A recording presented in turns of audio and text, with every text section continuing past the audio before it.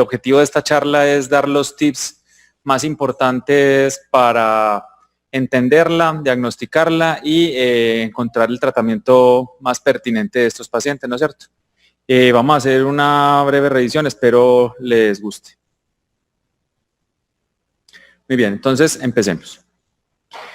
La hidrocefalia aguda anteriormente se definía como la acumulación anormal de líquido cefalorraquídeo dentro de los ventrículos del cerebro.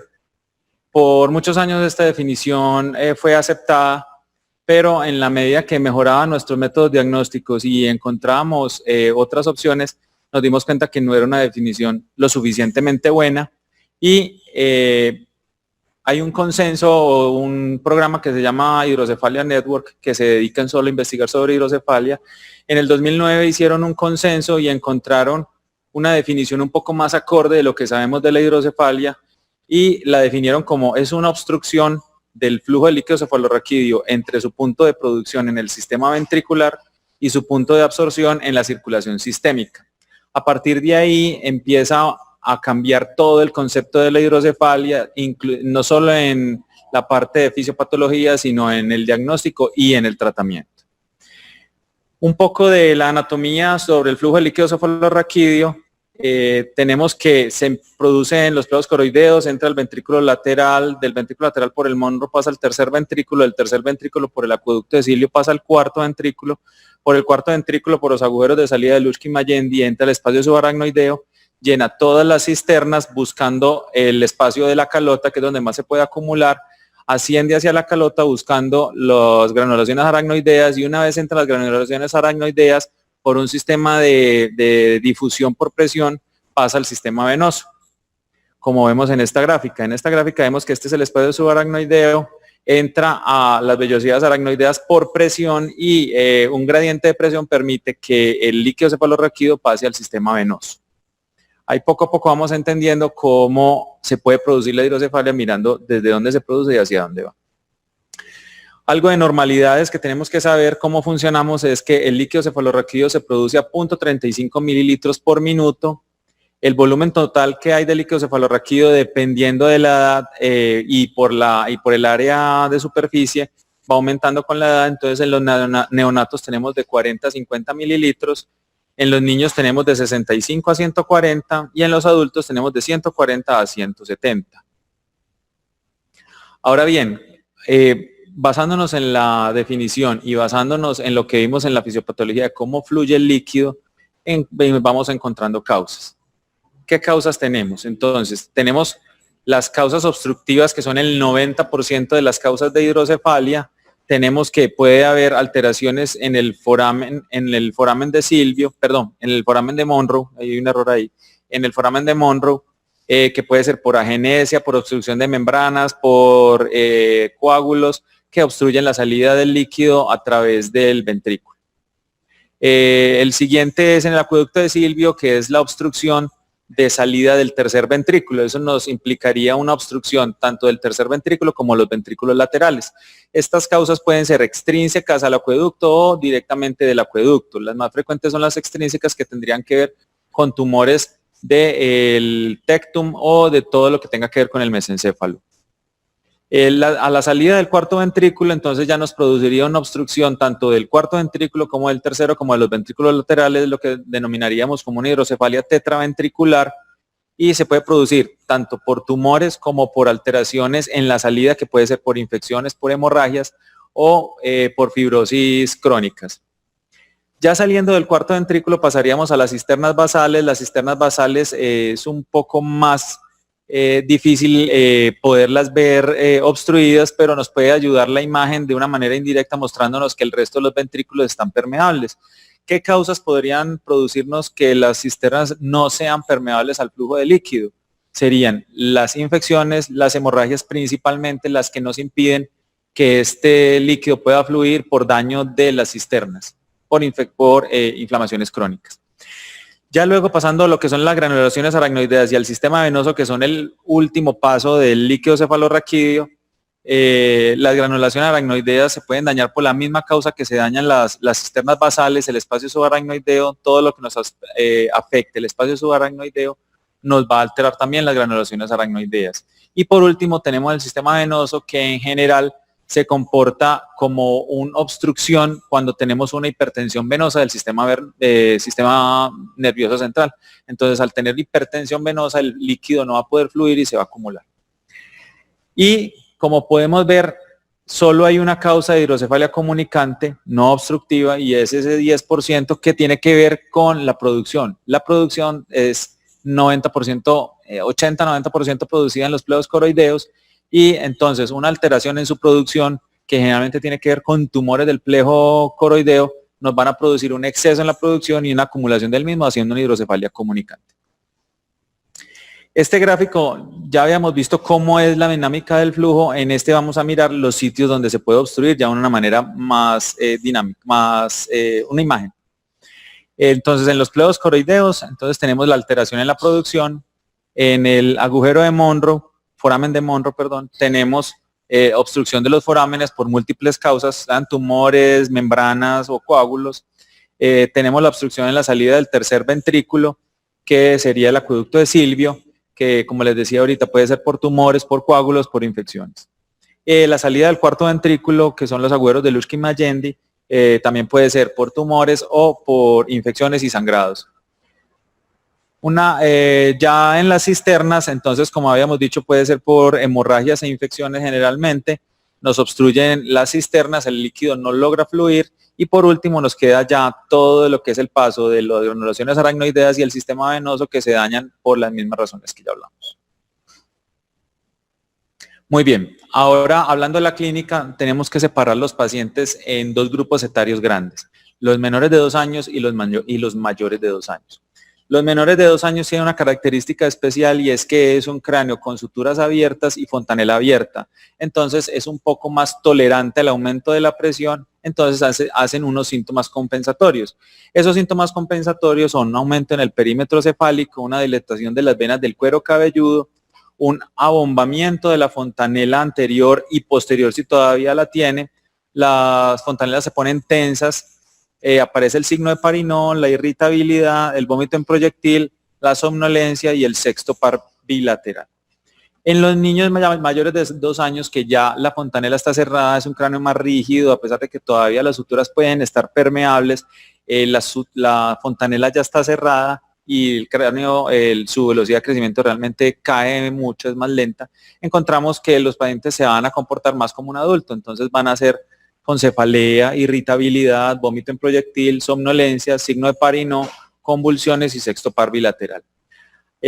Siempre quiero aclarar cada vez que doy esta charla, y es que el vómito en proyectil no es un vómito que llega muy lejos. Es muy normal oír en urgencias que cuando nos presentan el paciente nos dicen que tiene vómito en proyectil porque el vómito llegó muy lejos, pero esa no es la realidad. La realidad es que el vómito del proyectil, el signo semiológico, es un vómito que no está precedido de náuseas. Esta imagen creo que conjuga todo lo que hablamos. Tiene un aumento en el perímetro cefálico. Aquí, como pueden ver, el pelito está parado, tiene la fontanela muy llena, las venas del cuero cabelludo están ingurgitadas, y como hallazgo especial, lo que ustedes ven como rosadito claro dentro del cráneo de lo que se llama la transiluminación. Estamos hablando de un niño con una hidrocefalia extrema, que casi no tiene corteza cerebral. Le hicimos transiluminación y miren cómo se ve solo el líquido sin cerebro dentro del cuerpo, dentro del cráneo. Una vez teniendo la clínica de estos pacientes, vamos a entrar en la sospecha que es una hidrocefalia. Entonces entramos en la parte del diagnóstico. Entonces tenemos que la clínica es el pilar fundamental para sospechar esa hidrocefalia, con lo que ya vimos. Una vez tenemos esa sospecha, pasamos a un método diagnóstico, de los cuales tenemos varias opciones, pero el gol estándar para las imágenes y hacer un diagnóstico adecuado de hidrocefalia, el gol estándar siempre va a ser la tomografía. Recuerden que estamos hablando de diagnóstico, no ni de etiología ni de presentación anatómica, sino que estamos hablando de diagnóstico como gol estándar, y el diagnóstico para el gol estándar de la hidrocefalia es la tomografía de cráneo simple. En esta vamos a encontrar unos hallazgos muy típicos, que son el abalonamiento de los ventrículos, dependiendo si es biventricular, triventricular, tetraventricular, vamos a encontrar dilatación de los ventrículos laterales o del ventrículo lateral y tercer ventrículo, o ventrículos laterales, tercer ventrículo y cuarto ventrículo.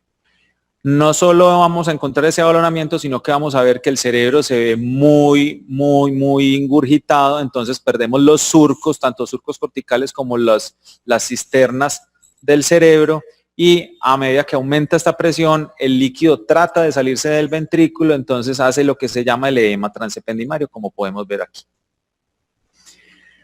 Si tenemos esta tomografía y queremos saber cuál es la causa de esa hidrocefalia para poderla tratar de la manera adecuada, entonces nuestra siguiente opción es la resonancia nuclear magnética.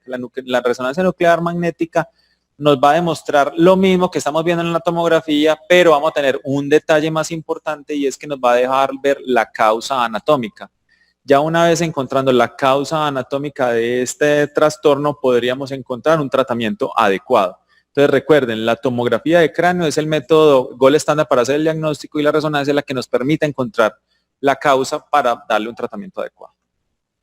Muy bien, ya entrando en la parte del tratamiento, el tratamiento básicamente de la hidrocefalia es quirúrgico. La decisión quirúrgica de estos pacientes se basa en encontrar la causa.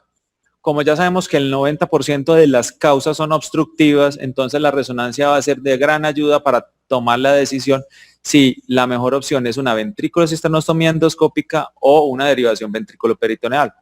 Vuelvo y le repito, si la mayoría de las causas son el 90% obstructivas, entonces la ventriculocisternoctomía viene a ser la primera línea de tratamiento para estos pacientes.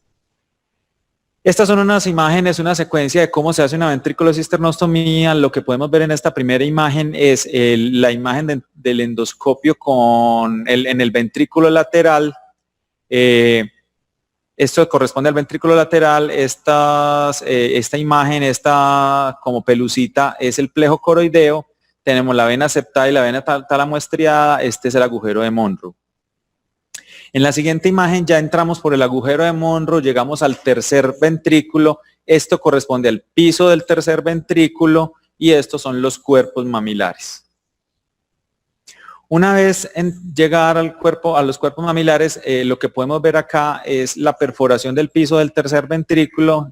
Se recomienda hacer una perforación roma del piso del tercer ventrículo. Una vez perforado el piso del tercero, para que llegue más o menos a un diámetro parecido al del acueducto de Silvio, entonces lo dilatamos con un catéter de Fogarty, logrando una dilatación mayor y entrando o logrando la comunicación del líquido cefalorraquídeo desde el tercer ventrículo, hacia la cisterna interpeduncular, saltándonos las obstrucciones que pueden haber después del tercer ventrículo hacia abajo. La otra opción, si la ventriculocisternoctomía no es una opción por la causa de la hidrocefalia, entonces es la derivación ventrículo-peritoneal. Pongo ventrículo-peritoneal y otras porque al peritoneo no es la única parte donde podemos llevar el catéter distal. Se puede llevar a la vesícula, se puede llevar a la aurícula, se puede llevar a la pleura, se puede llevar al pericardio, se puede llevar al estómago, a la uretra, al uréter. Entonces tenemos a los senos venosos, tenemos muchas opciones para llevarlo, pero el tradicional es la ventrículo peritoneal. Como vemos en esta imagen, son dos catéteres, un catéter que entra al ventrículo, lo unimos a una válvula que va a manejar la presión de drenaje del líquido al salir del ventrículo, y este lo va a llevar hasta el peritoneo. Recuerden que al peritoneo es el sitio más frecuente donde lo ponemos. Y no solo tenemos para entrar al ventrículo, tenemos varios ingresos al ventrículo. Puede ser en el punto de Kocher, que es el punto frontal, o un punto parieto-occipital, que es un ingreso posterior del catéter. Se arma el sistema y va hacia el peritoneo. Cuando nos encontramos en un pueblo, tenemos una sospecha importante de hidrocefalia y tenemos un paciente que se nos puede descompensar y no hemos logrado remitirlo, nos podemos ayudar un poco con el tratamiento farmacológico de la hidrocefalia.